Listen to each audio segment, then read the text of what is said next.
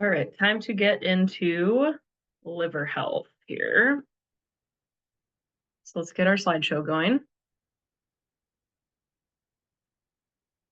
Okay, so this is a super awesome section where most people see a lot of weight loss results, which is always a fun benefit. People usually drop a drastic amount of inflammation. Um, Probably a lot of you have done liver detoxes before where you're like, okay, maybe I feel a little bit more energy, but there's not a lot of other things that I noticed.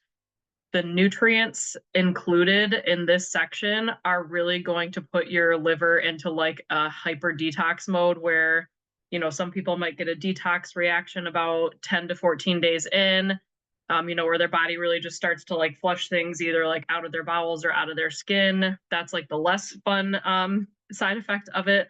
But most of you will notice like, oh, my joint pain decreased, or I'm less bloated, or my digestion's better, or I lost some weight, or my periods are better, my hormones are more stable. Like there's just a innumerable things that you're going to notice when your liver starts to function more properly. And it's not necessarily that your liver wasn't working before. So I don't want you guys to think of it that way. It's just that our lifestyle really overwhelms it.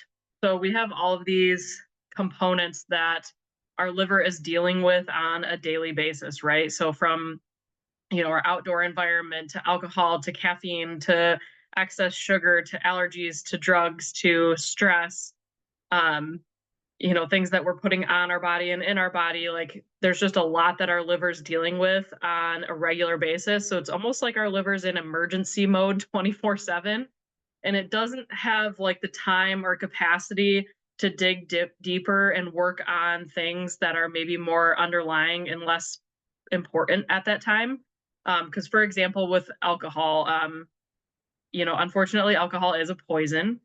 And, your body identifies that. And in order to try to save your life from alcohol poisoning, it's like working as hard as it possibly can to detox that alcohol, right? So if it's working as hard as it possibly can to, clear out the poison, it's not going to have time to optimize your hormones. It's not going to have time to manage any existing tumors in the body. It's not going to have time to, build the proper antioxidant properties to like really have your body be working at its absolute 100% capacity, right? Because it's trying to get rid of the poison. And unfortunately, a lot of us are existing like that on a day to day basis, not just with alcohol, but just with the rest of our environment. And a lot of times our liver, again, just doesn't have time to do more of like the deep cleaning, that it would have time to do if it wasn't trying to save your life from emergencies all the time. So, kind of the whole point of this month of the program is to give your body a break from those emergencies so that it has time to dig deeper and like maybe fix things that it just hasn't had time to fix in a while because it's been focusing on the things in this photograph. So, what are the functions of the liver? So, we all think like, okay, liver is for detox, right? So, we think of the drugs and alcohol thing, and that's all we give it credit for. But we always had a joke in our board exams in school, like if you don't know the answer, just circle liver, because the liver has so many functions in every system of the body that if we didn't know the answer, liver was usually right just because it does so many things compared to a lot of other organs, right? It's not just in charge of detoxing drugs and alcohol, because a lot of times people come back and their liver enzymes are off, or they got diagnosed with fatty liver. And the first thing they say to me is, well, I'm not an alcoholic. And I'm like, I believe you. Alcohol is not the only thing that damages the liver. I mean, the number one thing that damages the liver these days is just excess sugar intake. We have children coming in with fatty livers. Obviously, those children are not going out and drinking 24 beers a night, right? Like those kids have fatty liver from excess sugar intake from these other things in their environment. We have kids on a lot of prescription drugs at very young ages. They're exposed to a lot more toxin these days in our food system. So, you can have fatty liver from other things, and your liver enzymes can be elevated from other things besides alcohol. They can be elevated even just from taking too many supplements. I have a lot of people that come in with, grocery bags full of like 50 different products. And I'm like, yeah, your liver has to still detox that, even though it's a healthy thing, it's a vitamin. your liver still has to process that. And that's why I don't like giving people more than like 5 or 6 products at a time.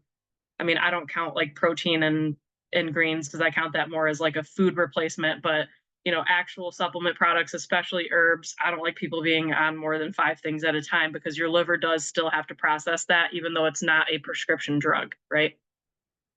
So the other functions of our liver, a huge one is cholesterol, right? So a lot of people are balancing elevated cholesterol, and they'll ask me like, "What's a good supplement for decreasing cholesterol?" The answer is the liver detox program. Not just the supplements, but the food part as well.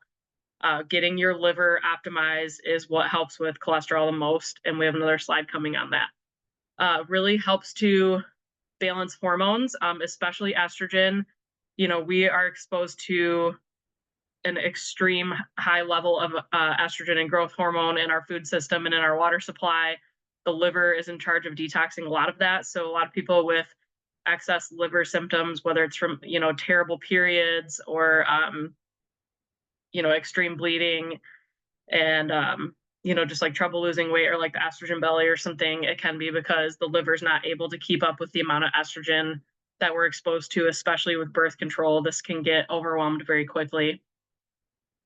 So a lot of times when we do the liver detox program, female hormones and male hormones tend to really heal and work a lot better after the program. The liver also stores a lot of nutrients for later use. So that way, when we are fasting or, if we get into like a starvation situation, we have backup stores of a lot of these important vitamins and minerals.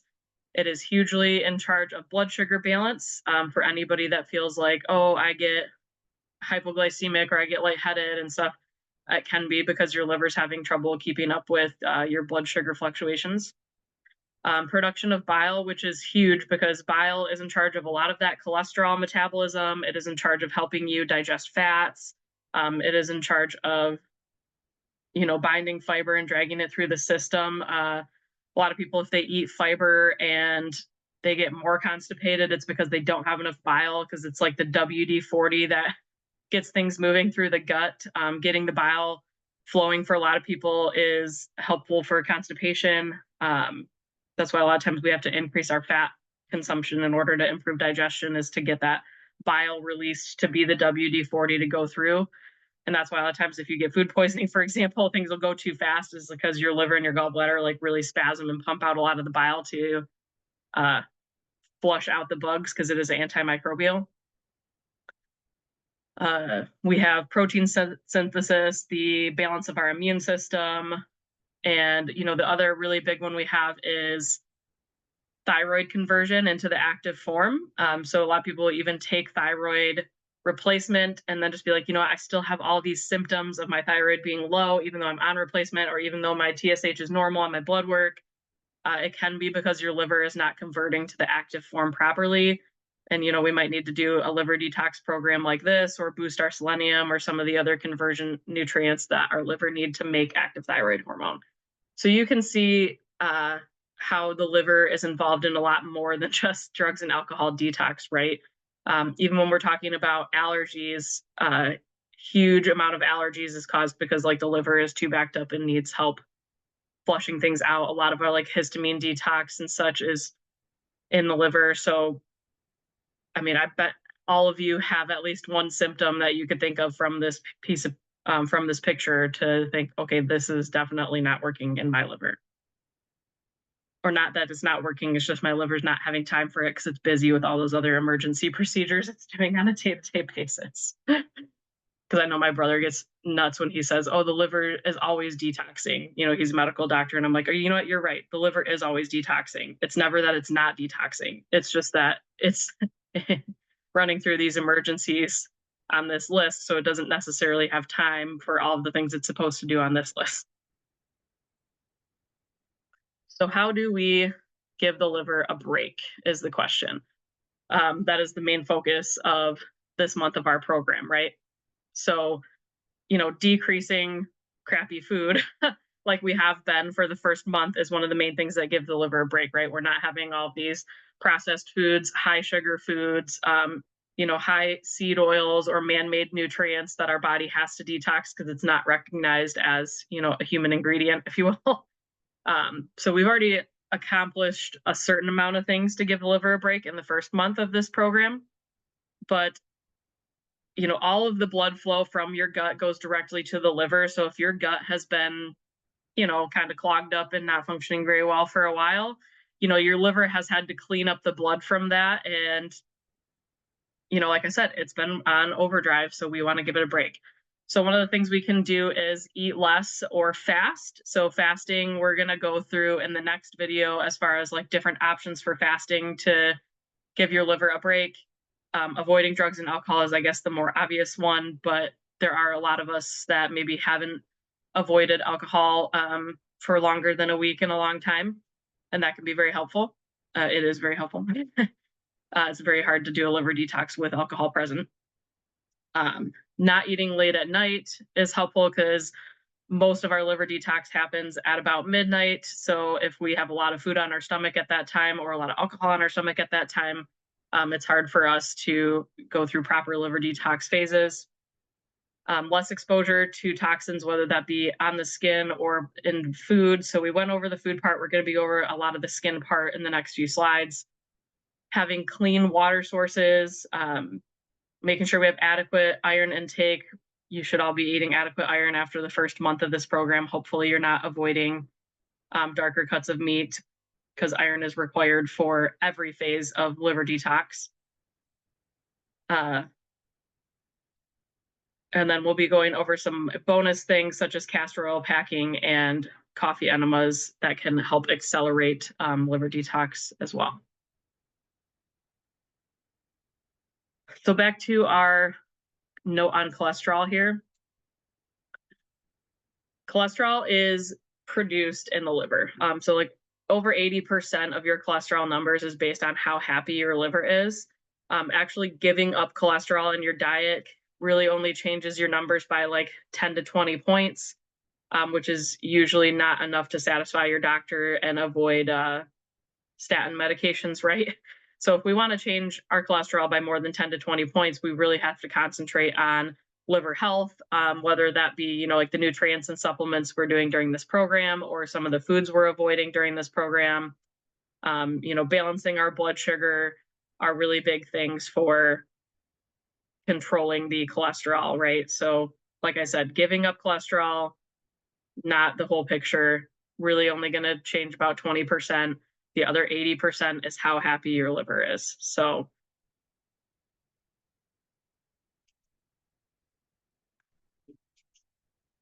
so this is the fact that I mentioned about liver detox being kind of the most active while we sleep. And this is on purpose, right? So this picture is a picture from Chinese medicine where different organs are the most active at different times of the day. For example, like the stomach and large intestine are the most active at 5 to 7 in the morning. And that's why a lot of us will go number 2 first thing when we wake up, right? Because that's our large intestine time. 7 to 9 is stomach time because it's building those digestive juices to make you hungry to eat your first meal of the day, right?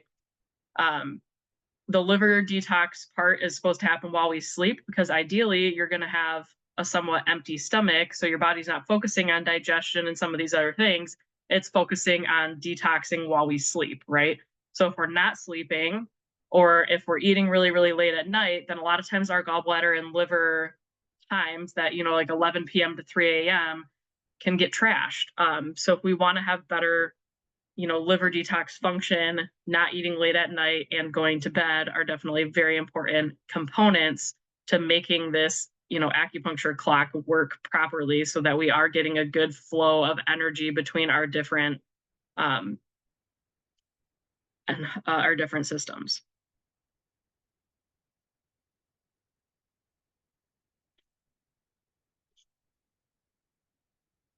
So these slides are from a company called Queen of Thrones, which is the castor oil company that we use during this program. So this is a picture of different ways to use castor oil packing. So castor oil is, kind of like the old wives' tale oil that you can use for immunity, for detoxing, for flushing things out of the system, right?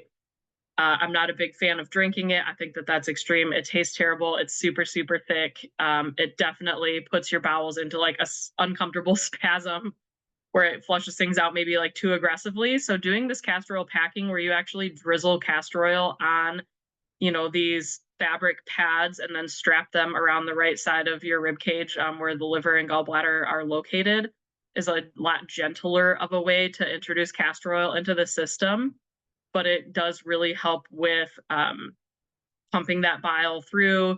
It can help with boosting the immune system, flushing hormones. A lot of times it will help people with constipation. Most of the time, you're going to go to the bathroom very quickly after using these, like within a couple hours.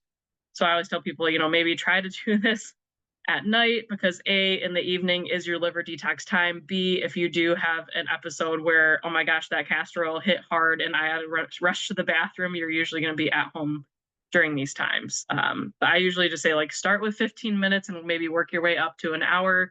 I know a lot of times these companies will promote doing it for an hour, but I would not start with that because you can get some pretty aggressive spasms as your body tries to empty things. So this is a good bonus uh, treatment that you can use during this program, and we sell this company in our office.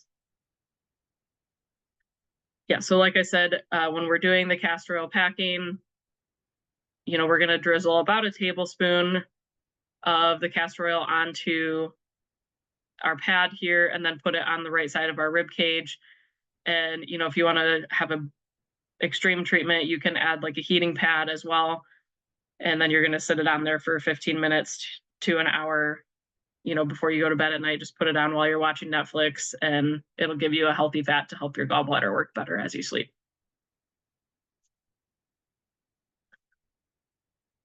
Another like really important system that's influenced by these things is called the glutathione system. This is something that we're going to see on your genetics test when they come back. So glutathione is one of the pages.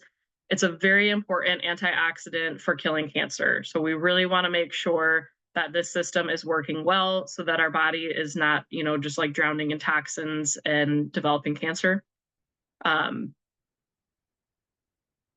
Glutathione is made mostly from protein components. So a lot of times when we do boost our protein intake, we do boost this nutrient on our own because your body can make it. It's actually better for your body to make it than to necessarily take it in supplement form. But you can take the amino acids to create glutathione, which is in a lot of these, powders and pills that you're taking during this program, is to help boost this system. And how you know if this system is getting trashy is if you start to react to everything in your environment. So I'm talking like you put a new kind of laundry detergent on your clothes and your skin breaks out, or if you put, a new scent in your home, you get a headache, kind of a thing. Those are good indicators that this system really needs to be boosted and optimized. But yeah, a lot of toxic exposure is not just from what we eat, it is what we touch, it is what we smell. Your skin absorbs things in less than 60 seconds. So, what we put on our body, just as much as we put in our body, can really trash this glutathione system equally. So we're going to go through some of the things that affect our skin. So the skin liver gut connection, right? So like I said earlier, all of the blood flow from our gut goes directly to our liver to get detoxed before it enters the rest of our body, right? Because our liver is trying to save us from toxic overload or poison. Now, when the skin gets overloaded and exhausted from all of this trash coming from the gut, it tends to push things out of our skin. Our skin is a very, very large organ, and it is our second detox organ. So if the liver is not able to keep up, our skin will try to pick up the slack when it comes to detoxification. So that's when we end up with a lot of unhealthy skin conditions. We can end up with like cystic acne. We can end up with boils. We can end up with, eczema, any like itchy skin issues, any unexplained rashes. Like a lot of people get, armpit rashes and things like that. A lot of dark circles under our eyes. So, all these things are really signs that the liver is overwhelmed. And then we have other systems that are trying to pick up the slack, right? So if we can give our liver a break, allow it time to catch up, then maybe we don't need as much allergy balance. Maybe we don't need, as much skincare products, which is ideal because most skincare products are toxic anyways, right? So um, we really want to, give all three of these systems their chance at working optimally by doing this part of the liver program.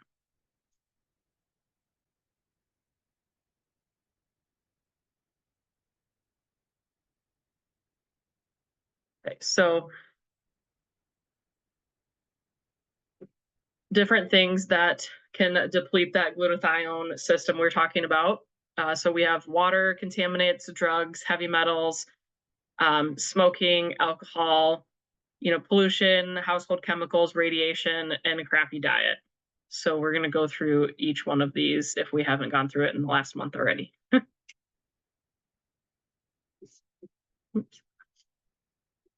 Right. So naturally boosting glutathione levels, like I said, usually adequate protein intake is going to get you there because it's going to be high in the amino acids cysteine and methionine, or a lot of the supplements we're taking are going to have cysteine or methionine. But these are a list of a lot of the foods that can naturally help boost that system.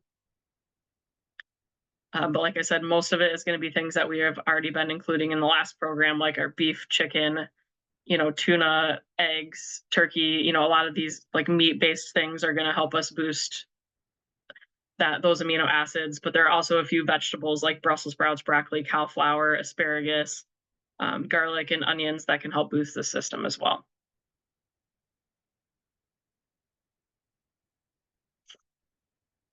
All right, so household chemicals. I know this was something that I struggled to grasp for a very long time because it's so overwhelming, right?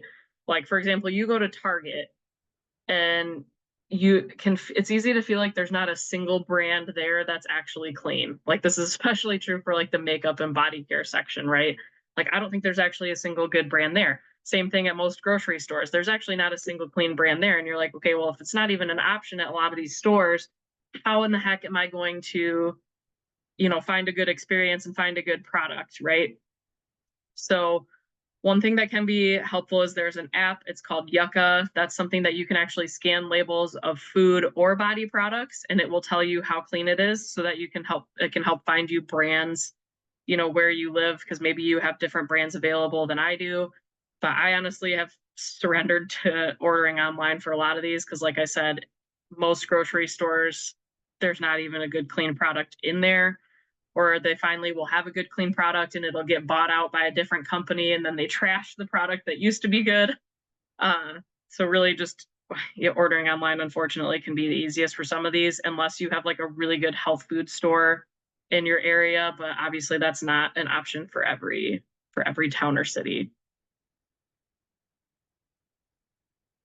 Okay, so cleaning supplies are one of the things that I noticed the biggest difference when I switched them. I mean, I'm not like a big, makeup, hair person. So like a lot of those body type products, I don't notice a big difference because I just don't use them that much. But I do notice a big difference when I'm cleaning my house, because it used to be every time I cleaned my house, I'd have these sneeze attacks, right? Like my husband would joke, he would count how many times that I sneeze and he would bet how many I would get to. And it just became this like ongoing inside joke in our house, right?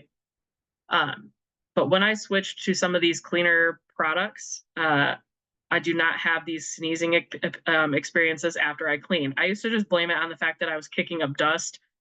Turns out it wasn't really the dust, it was just what I was using to clean the dust. So the Branch Basics on here is my favorite product, as far as I don't have any bad reactions when I use it. I feel like it actually does a good job. And it's easy to add your own stuff. Like I add lemon juice to mine if I'm cleaning the shower, or I add essential oils to it if I feel like having a scent in a certain type of cleaner. Um, but you can use it for bathroom, Windex, laundry, like you name it. You can use it for.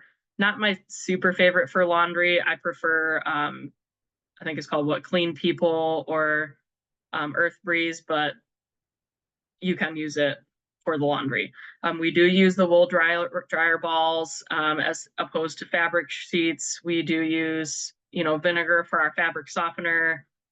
I use Dr. Bronner's for a lot of my like kid products. Like I do like his Miracle Balm as far as like using it for my child.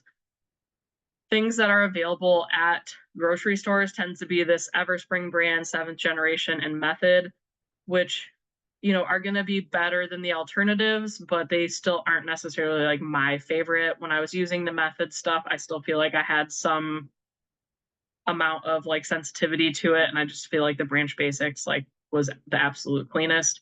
But the nice thing with Everspring is they do have um room refresheners, because we were trying really hard to find like a clean room refreshener, especially for our business. And that is one where you read the ingredients and you're like, oh, I actually know what all these are. It doesn't have a bunch of foreign chemicals in it. So that's a helpful one for sure. But when it comes to cleaning, you can always go old school, right? So you can clean most of your house with vinegar, baking soda, and lemon juice, right? So lemon juice we found is the most helpful, especially for bathroom stains, whether it's like the toilet or the shower. It gets all the redness out if you have trouble with the red stains like we do. You can put lemon slices in, run them through like your dishwasher or your disposals to clean them up and refreshen them. Like any kind of citrus is good for like a Gooby Gone, where it really like breaks down tough plaques of things. Um, Baking soda is great for any type of spill, especially like with kids and dogs, whether you have, throw up or pee or anything. You just put baking soda on it, let it sit for a while, and then vacuum up the baking soda. The baking soda really pulls any spills from like carpets or fabrics or couches. Um, we use it to put out grill fires. Uh, yeah, too many times I've accidentally put, my hamburgers on fire on the grill. Baking soda is also a huge whitener. You can use it to whiten your clothes. You can use it to scrub out stains in your clothes. You can even use it to put on like your toothbrush to, whiten your teeth. Vinegar is great for like a fabric softener. You can mix it with water and clean most things in your house just with water and vinegar, and then you can add essential oils to add a scent. Or you can even add like the orange or lemon oils, like I said, to break up films of grossness anywhere in your house. All right, so a lot of the things that are in our household products that cause problems are called endocrine disruptors. So what is an endocrine disruptor? Endocrine disruptor is anything that mimics a hormone in your body. So a lot of these 5 things we have on here, for example, will mimic estrogen, and then your body reacts like it has all these extra estrogen molecules, and it can really like interrupt our female cycles. It can make men more estrogenic, act a little bit more female. It can, a lot of this is why we think kids are starting to start puberty earlier, is because of their exposure to a lot of these things. Because the body's like, oh, we have estrogen, like let's start maturing, and it's like, wait, hold on, like it's not time for that yet, right? So we really want to reduce our exposure to a lot of these. So number 1 is BPA's, which is where it's in plastic. Like a lot of plastic bottles, you'll notice says BPA free. You're gonna have to be nice to me on my pronunciation for some of these, but phthalates is in a lot of cosmetics. PFAs are in a lot of cosmetics. Anything you put on your body as far as like makeup, deodorant, shampoos, conditioners, that type of thing. Dioxins are big in like conventional dairy. It's one of the reasons why I think dairy is the number 1 food you should buy organic, is because we really abuse our dairy cows, and they get exposed to a lot of excess hormones and hormone-like products. 5 is flame retardants, which is usually just going to be on like new clothes and furniture.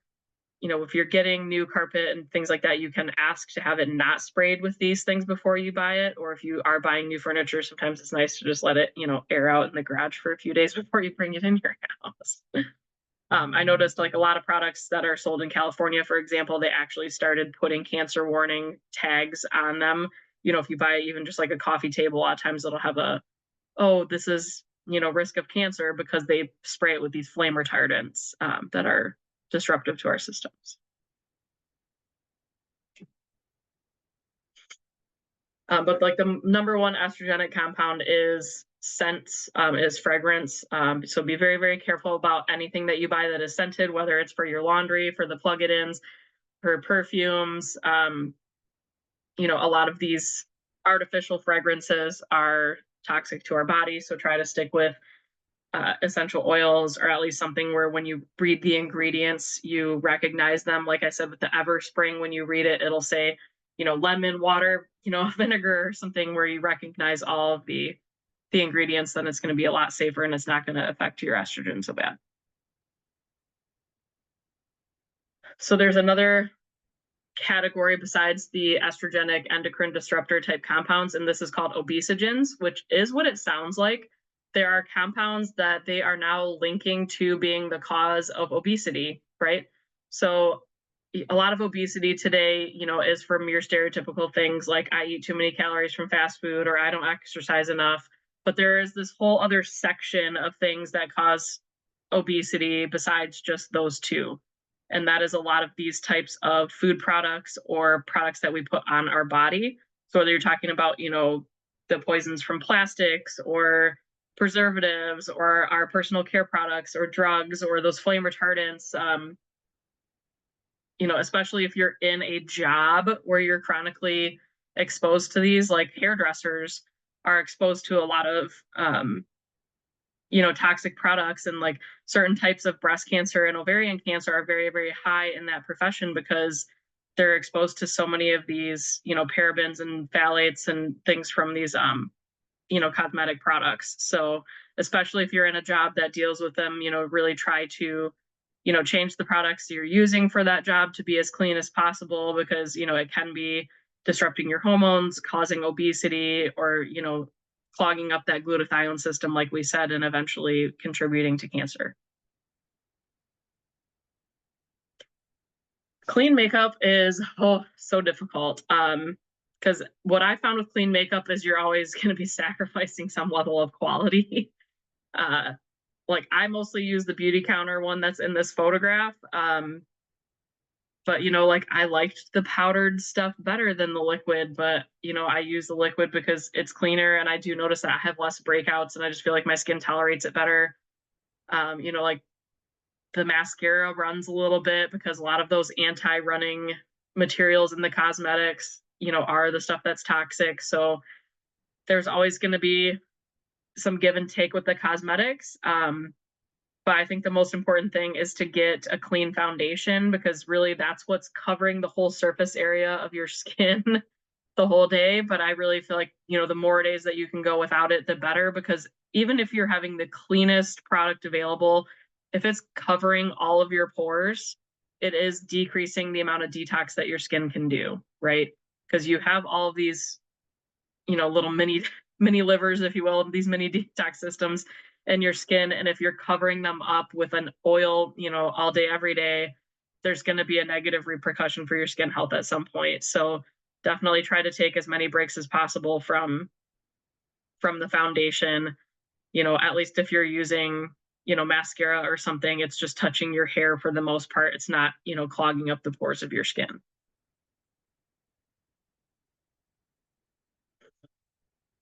The other difficult one can be sunscreen. This is another one where I'm like, come on, grocery stores, like, can you please carry like one clean brand? And they just really don't. We found that the Babo Botanicals is our personal favorite. There are definitely other brands out there. Like, I think I've used like the Badger one before, and that one's okay. But Babo has, the easy application type stuff where they have like the roll-ons, they have the sprays. It's all zinc based. It's very friendly to your skin. It doesn't smell weird. I'm obsessed with their kid products. Like all of my baby stuff is from them, as far as ointments or shampoos or whatever. Their shampoo it smells like heaven, and it's just it just has like a plant, a candelula or something, I think is how you say it. But anyways, I love their products. I think they're great as far as sunscreen goes. Other things that you can use is you can use coconut oil or like beef tallow. You can just rub it directly on your skin. It has like an SPF of about 5 or 10, so it can just take the edge off. Using fish oil and calcium can really help with preventing sunburns. A lot of sunburns are caused by a lack of healthy fat in the diet. So a lot of times once you go through, especially the first month of your this program where you're really boosting your healthy fat intake, or even this liver part of the program can really help with your fat digestion, where you actually start absorbing your fat better because that liver gallbladder thing is working better. You might get less sunburn because your fat status is better in the body, but fish oil is one of those things that can help with balancing the healthy fats in the body to make it less likely for us to get sunburned. So, if we're going to be out for a long day in the sun, we make sure we take a few thousand of fish oil before we go out. These two things also help a lot with cold sores. The fish oil calcium thing, same story for cold sores. They really, really help. Okay, so the plastic thing I know can get super overwhelming, right? Because we're like, how do we avoid plastic? Everything is coated with it. Even the inside of a lot of cans are coated with it. Our receipts are coated with it. Even a lot of the cardboard stuff where you're like, okay, I'm getting a paper product, is still lined with plastic because otherwise it would disintegrate, right? So my main rule with plastic is don't microwave it. I think that's the most important thing that you can do if you just want to concentrate on one thing to decrease the plastics in your body. Do not eat or drink hot things out of plastic. Like if you're going to get coffee, bring your own coffee mug and make it be like a metal or ceramic one, right? Like even the coffee cups that are quote unquote, cardboard, obviously they're lined with plastic. The cardboard would just disintegrate. Don't microwave, your plastic Tupperware. If you're going to microwave it, try to get glass Tupperware. Don't leave water bottles in the car. If you're using plastic bottles for any of your drinks, make sure they're not getting too warm. If you are drinking hot liquids, again, try to get glass, ceramic, metal bottles, those types of things. Okay, so when to buy organic? This is going to be, like our fruit and veggie cheat sheet. Like I said, if there's one thing I would buy organic, it's dairy, but this is going to be more vegetable aisle specific. So we have the Clean 15 Dirty Dozen. Clean 15 means you should just buy conventional. It doesn't necessarily matter if you get organic because they're naturally pretty low in pesticides as it is. The Dirty Dozen means they are loaded with pesticides. You want to buy organic as much as possible. Okay. But the easy thing to remember for me is if I'm eating the peel of something like a strawberry or a grape, yeah, I probably want to buy organic because there's nothing protecting that fruit from the pesticides or the toxins that are sprayed on it, right? Whereas if you're eating like a pineapple or a banana and it has like that super, super thick outer coating and you're not actually eating the outer coating, it's probably pretty safe, right? Because there's a lot of material for the pesticide to get through to get into the part that you're eating. All right, this is another one that I think has made a huge difference for me personally, that I didn't really give it enough importance for a long time, is that a lot of our grains are fortified, right? So when you look at this, generic flour, right, it says bleached white flour, and then it has iron and all these B vitamins, okay? Which this was good in theory, right? Because like they started fortifying a lot of things during like the Great Depression because people were getting these like massive vitamin deficiencies, and so we're trying to help people out by putting these vitamins in there. Unfortunately, a lot of them are man-made vitamins that are not digested well. So like man-made iron tends to really constipate people. Man-made folic acid can actually block your B vitamin pathways from better versions of B vitamins actually getting into it. So a lot of these fortified products, they were a good idea in theory, but in practice, they've actually done worse things to our body than they helped. So when I buy flour, for example, I just want it to say organic wheat flour. I don't want it to have all these extra ingredients. And you're going to be very, very surprised how difficult it actually can be to buy foods that are not fortified, because you do have to buy some of these more, organic, kind of off the fringe brands, because anything the generic brands are all going to be fortified with these vitamins that actually can make people a lot worse, especially if you have the MTHFR gene on your genetics test. This is a big one to concentrate on for you because it will cause a lot of GI upset and a lot of digestion problems.